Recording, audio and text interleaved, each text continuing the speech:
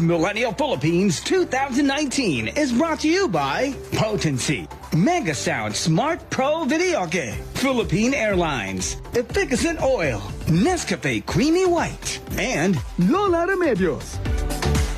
Natin naaamoy. Oh yes, at iba-ibang klase. Pangasinan ang papasyalan natin today. Ang Pangasinan po ay nasa Ilocos Region. That's right. Kilalanin na natin ang ating Miss Millennial Pangasinan 2019, Gwendolyn Meliz Soriano. See the home of more than 100 wonders. With Limgasta Pangasinan 2019, Gwendolyn Meliz Soriano, Miss Millennial Pangasinan 2019.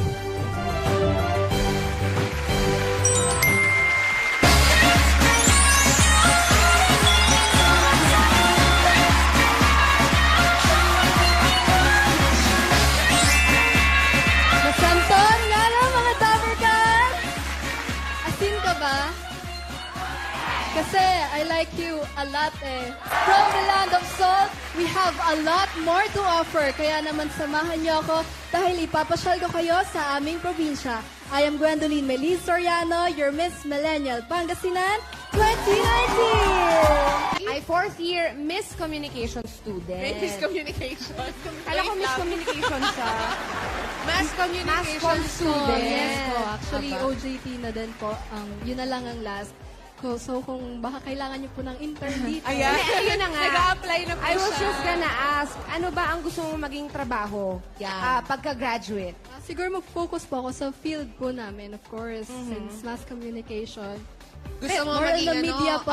on-cam Gusto mo or gusto or mo off-cam? Actually, I can work on or off-cam po. Kung papipiliin ka lang ng isa. Doon po tayo sa on-cam. Oo, Gusto mo, pwedeng doon tayo pwede sa naman. on-cam. Ay, napakaganda ni Gwen. Sige, pag-usapan naman natin ngayon ang ganda ng Pangasinan. Ang Pangasinan ay home of more than 100 wonders. Yes po, ang Pangasinan ay home of more than 100 wonders dahil bukod po sa mga pinaka-pinupuntahan at pinakasikat po na tourist destinations namin, Which tulad is- ng Our Lady of Manaoag, the Capitol Complex, and 100 Islands. Oh, speaking of 100 Islands, share ko lang po na ang islands po namin doon ay 124 kapag low tide and kapag high tide po is Gumada. 123. Nababawasan ng isa. Bawasan ng isa lang. Kaya po, home of more than 100 wonders dahil bukod po sa mga yon ay madami pa po kaming maipagmamalaki. Yun pa lang 124 na, di ba? Sobra-sobra na. Oo. So, okay, meron kaming question kasi meron mga ibang tao na akala panggalatok ang mga Ang tawag sa tawag mga sa mga taga-Pangasinan. taga-Pangasinan or Yes it's po. a language. Pero ano ba talaga yung panggalatok? So, yung panggalatok po, hindi po talaga yun yung tawag sa amin. Ang tawag po sa amin ay Pangasinan or Pangasinenses. Ang word na Pangasinan po, it refers to three things: the land, the language, and the people. So, yung panggalatok po, it's derogatory and offensive po for us na taga-Pangasinan.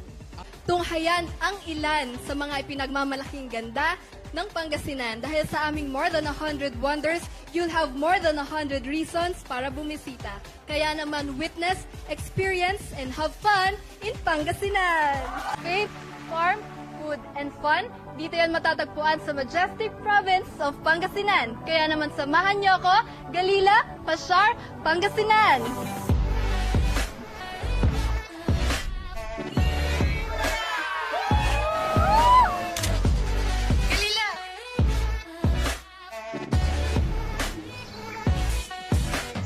Experience the joy of organic farming here in our Farm Republic, the first organic farm here in Pangasinan.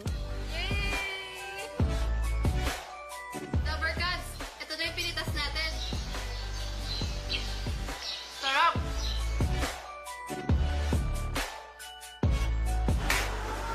Dabarkads, nandito na tayo sa bahay nila Nanay Patring at ngayon titikman na natin ang masarap na tupig. Paano po balatan ba, Nanay? Ganun. Parang saging din. So, ito na yung lutong tupig. Tikman na natin. Masarap-sarap! Alam niyo ba na dito sa Bautista, Pangasinan, ang home of our national anthem? Dito ay sinulat ni Jose Palma ang liriko ng Lupang Hinirang noong 1899. Dito sa Pusurobio, Pangasinan, matatagpuan ang world-class swords na makikita sa iba't ibang international films.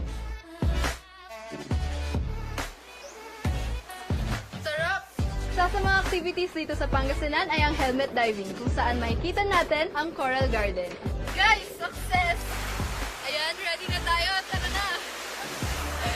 Kaya natin to.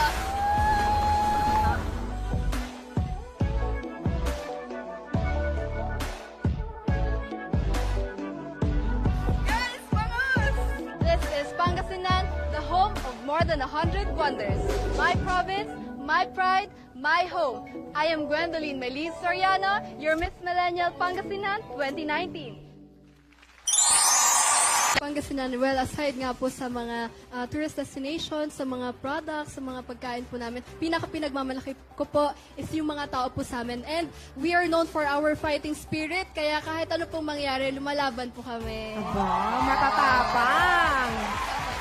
So, bukod sa mga ipinakita mo na binisita mo, alin ang pinaka-favorite mo talaga na pinupuntahan? Na lugar. Sobrang na-enjoy ko po yung sa Lingayen Golf po, yung jet ski, and sa 100 Islands po yung helmet diving. Nahanap ko po si Nemo. Talaga nahanap ko si Nemo. Si Dory. Si Nandun Dory. din ba? Alam mo, ang ganda talaga. Ako, I've been to the 100 Islands. Napakaganda talaga. Lapit lang nun. Correct. Pwede mo talagang bisitahin. At saka, isa pang binibisita talaga ng mga tao, sinasadya na puntahan at bisitahin ang Our Lady, of Manawag. Well, in fact po, tomorrow po is celebrate po natin yung feast po ng Our Lady of Manawag dahil dalawang beses po yung celebration niya. Yung una po is the 3rd Wednesday po after Easter and bukas po the 1st Sunday po ng October. Ang dami na Ayun. namang tao sa inyo Oo. bukas. Punong-puno. Dadagsay na naman ang mga tao ang Pangasinan. That's right. So, sige, maliban sa mga lugar na pwede nating bisitahin sa Pangasinan, ano naman yung mga dapat hindi namin palampasin na pagkain pag bumisita Ano ang doon? mga Sabi ako ng must top tries? Top Yes. 3. Yes, sige, top So, 3. ang una po is Puto Kalasyaw. So, ito po Ito siya. siya. Nakikita niyo. Ito daw nasa tenga niya. Ay, ito pala. Sa tenga niya. So, ayan po yung miniature ng, ayan, Puto Kalasyaw. Ito po siya. So, sobrang pinagmamalaki po namin yan. And itinagarian din po siya na white gold of Pangasinan. So, ayun po, last year din po, nasungkit po namin yung Guinness World Records for the largest puto photo mosaic po sa Kalasyaw, Pangasinan. Puto mosaic. Gano'ng kalaki yung mosaic? Lingayen Lechon Bagoong. Ang bagong-bago po, kalalaunch lang po yan last month kasi kilalang-kilala po ang Lingayen sa Bagoong po. So ngayon, ginawa nila ng twist, ginawa nilang Lingayen Lechon Bagoong. So instead of asin po, Bagoong po yung nilalagay na pampalasa. And super safe po ang baboy po sa amin. Kung gusto niyo pong patunayan, ako po unang titikim. Yes, ganun siya kasi. Si Gwen ang taste tester. Yes, mamaya. Yung aming mga taram special tupig po. Sino ba naman ang kilalang-kilala po yan kahit saan. Galing ba yan kay Aling Patring? Oo. Yes. Anong difference yan sa tupig ng ibang lugar? Well, iba po talaga yung sarap pag galing sa Pangasinan. So, itry nyo po para malaman nyo po. Budget tour tips na si Gwendolyn mismo ang nagbigay.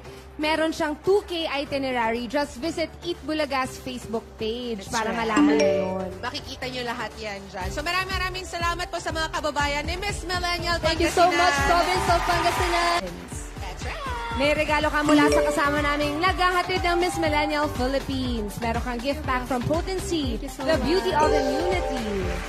Meron ka ring Mega Sound Smart Pro Video kaya experience music and more. May 18,000 songs na, may free song updates pa. Efficacent Oil, araw-arawin mo. Ang Miss Millennial Philippines ay hatid din ng Nescafe Creamy White. Mas masarap ang buhay pag walang pait.